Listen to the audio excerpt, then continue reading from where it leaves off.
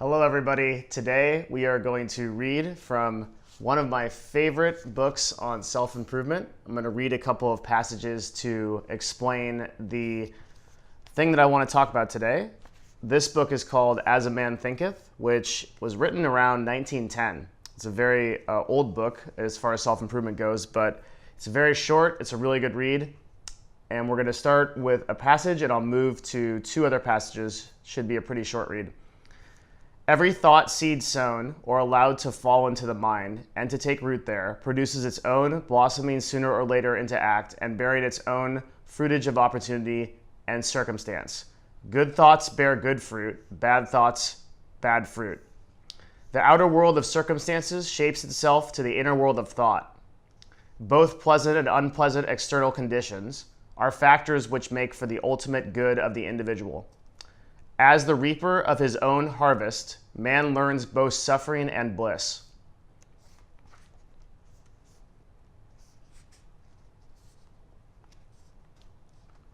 We do not attract that which we want, but that which what we are. Our whims, fancies, and ambitions are thwarted at every step, but our innermost thoughts and desires are fed with their own food, be it fowl or clean. Man is manacled only by himself. Thought and action are the jailers of fate. They imprison, being base. They are also the angels of freedom. They liberate, being noble. Not what he wished and prays for does a man get, but what he justly earns.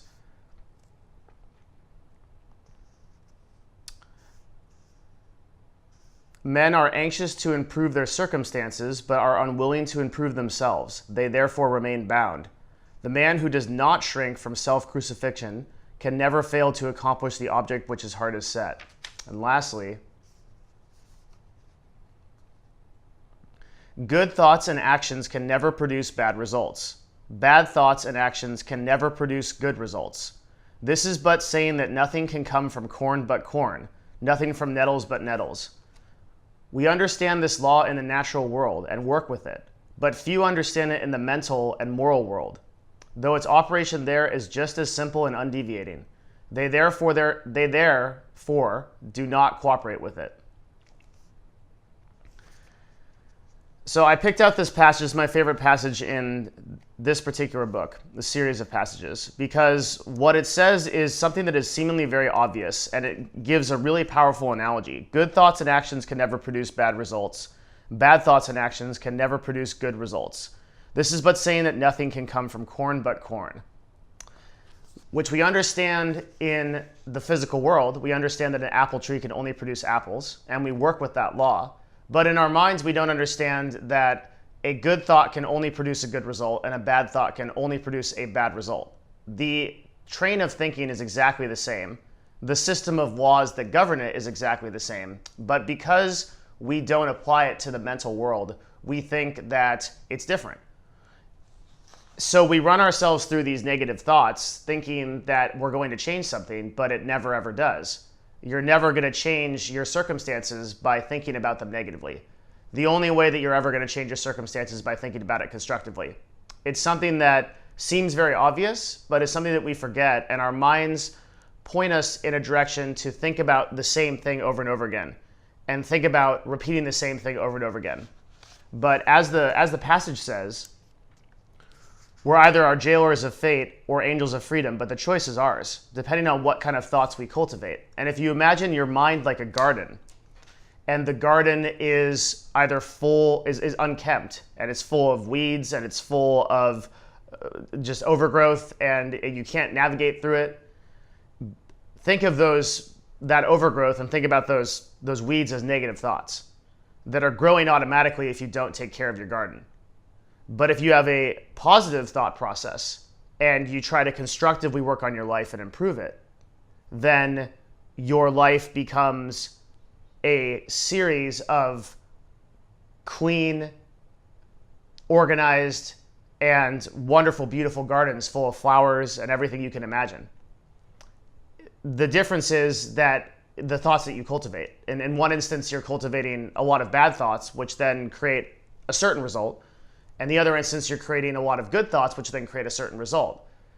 But the choice is yours. And you are the one that has to choose to cultivate those thoughts. I wonder if we have problems taking ownership of this. Like somehow you think that the thoughts that you have are not thoughts that you own, or they're not thoughts that you can control. But they most certainly are. And the aggregate amount of thoughts that you have towards positivity, which you can change on a whim by just saying, you know what, let me look at this in a different angle. Or how could this work? We've talked about in previous videos how using language can change the thoughts and questions that you ask. And that's one great way to start cultivating good thoughts. Start changing the language that you use. Instead of, I can't, how can I? And cultivating these thoughts, even a couple more a day, is going to start a cascade of good thoughts. And eventually that's going to create a good garden. We always wonder about self-improvement. A lot of our questions about self-improvement are how to improve specific issues. But so much of self-improvement is cultivating good habits and good thoughts, which then become ritual and lead us towards the person we want to become. It is not some shift or change that we can make overnight. It is a series of thoughts that culminate in the person we are going to become. So I hope these passages were helpful. This is As a Man Thinketh by James Allen. If you want to pick up the book, I believe it's less than $10, and it's a very good read. You can read it in a couple of hours, and it really is an amazing book, so I would recommend it. And I hope that this video has been helpful to you. I really appreciate that more of you are leaving comments. That is awesome. I'm loving some of the questions that are coming in.